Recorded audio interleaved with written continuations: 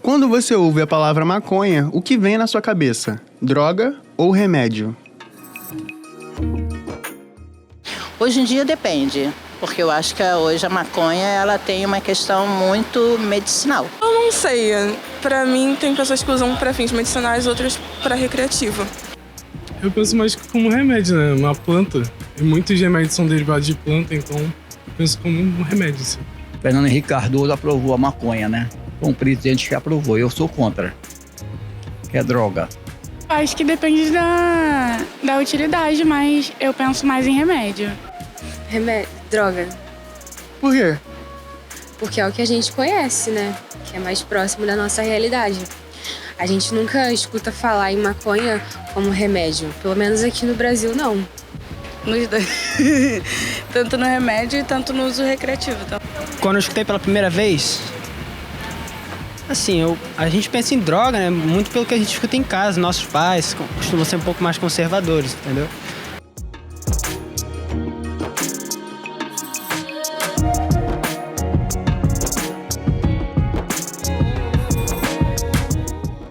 A cannabis possui substâncias que têm como uma de suas propriedades ações terapêuticas que auxiliam em diversas doenças. Os canabinoides THC e CBD presentes na planta aliviam sintomas de doenças como a esclerose múltipla, epilepsia e até mesmo transtorno do espectro autista. A OMS, Organização Mundial de Saúde, recomendou que o CBD, substância utilizada nos remédios à base de cannabis, não fosse tratado como droga, pois não causa dependência. Eu comecei o tratamento tem 2 anos e 4 meses. Eu sofro de dores crônicas, tenho várias alterações na coluna vertebral, sou operada desde 14 anos de idade, eu operei minha coluna devido a uma escoliose idiopática. E por conta disso eu tenho várias hérnias de disco e com o tempo adquiri também fibromialgia. É uma forma de terapia que, além de estar buscando um tratamento para uma doença crônica refratária aos tratamentos convencionais, ele busca equilibrar a pessoa atuando de uma forma ampla e baixos efeitos colaterais. Mas a qualidade de vida que eu tenho hoje é outra. Assim, a diferença que fez na minha vida foi muito grande. Me deu mais alegria de viver. No Brasil, o uso e comercialização são ilegais. A fama de vilã é reforçada pelo conservadorismo, que dificulta o debate e avanços do uso da cannabis para fins medicinais. Eu sei que tem muito preconceito, quando a gente fala de cannabis, a gente está falando de maconha, que é algo que carrega muito estigma, muitos traumas, muita violência, muito sangue, né?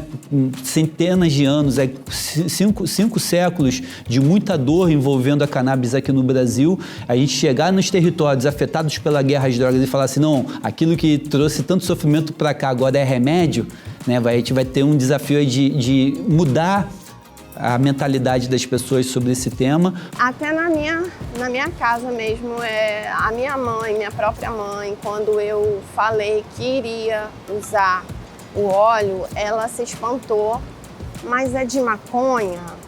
O uso da cannabis como tratamento terapêutico pode ser feito de 2 maneiras, a partir de medicamentos ou produtos que só podem ser utilizados com prescrição médica.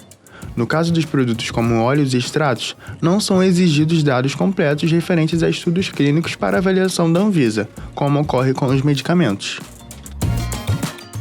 O processo do nosso remédio, né, começa todo aqui, com essas plantas.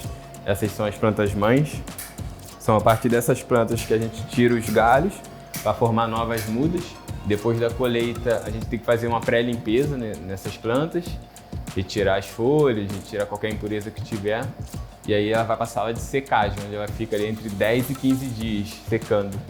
Depois a gente termina o processo de limpeza, separa as flores, ensaca tudo direitinho, coloca no freezer e daí ela já pode ir para o laboratório para começar a produzir o nosso remédio.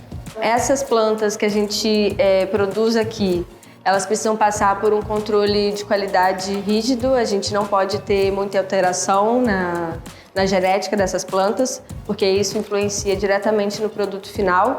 No Brasil, o acesso ao tratamento à base de cannabis ainda é difícil. De acordo com a Agência Nacional de Vigilância Sanitária, apenas um medicamento é aprovado. Trata-se do Mevatil, Além dele, outros 25 produtos à base de cannabis são autorizados e podem ser prescritos nos serviços públicos e privados de saúde. A importação de forma individual foi autorizada em 2015 após pedido da agência. Segundo os dados da agência reguladora, em 2015 foram concedidas 850 autorizações e em 2022, cerca de 80 mil. Eu acredito que não há outro caminho senão a adoção pelo SUS, né? A gente já tem o Sistema Único de Saúde, talvez a instituição mais democrática criada pela Constituição de 1988, e a gente precisa implementar a cannabis como ferramenta terapêutica dentro do SUS, dentro da lógica do SUS. Os impedimentos do avanço ao acesso, eu acho que certamente o custo, né, ainda é um custo alto.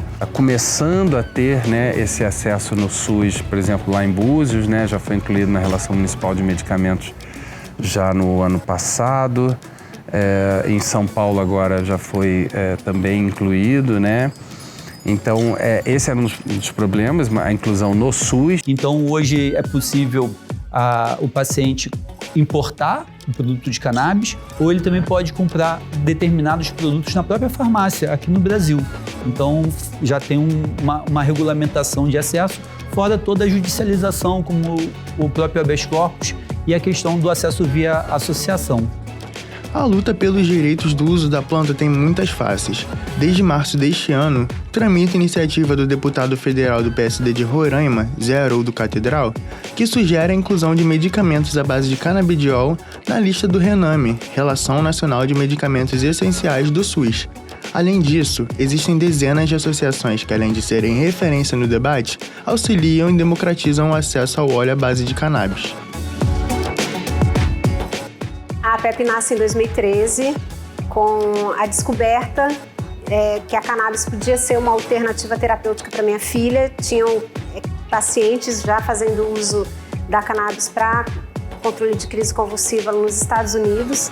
Surge na época uma mobilização nacional a partir de um documentário que chama Ilegal a Vida Não Espera. Essas famílias começam a demandar, né, das instituições, dos órgãos públicos, a regulamentação da cannabis como uma alternativa terapêutica para convulsões, para epilepsia, que no caso é o problema da minha filha. Abra Rio, né? Porque é uma associação criada por uma mãe que dava o óleo para o filho dela.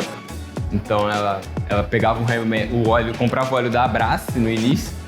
E aí, como outras mães de grupos que ela participava viram a melhora no filho dela e perguntaram o que estava usando, ela começou a comprar óleo da Abrace e distribuir para essas mães. E aos pouquinhos ela viu que a gente tinha praticamente uma associação. E atualmente nós temos cerca de 25% dos nossos associados de forma isenta, né? Nós damos isenção para eles, porque eles não têm condições de pagar pelo tratamento. O óleo fez tanta diferença na minha vida que assim que eu comecei a tomar, eu fiz uma promessa, né? Eu falei lá em casa pro meu filho que se eu visse realmente um resultado que me trouxesse uma qualidade de vida melhor, que eu iria fazer uma tatuagem em homenagem à PEP e à planta. E a planta também, que é uma planta, vamos dizer, abençoada.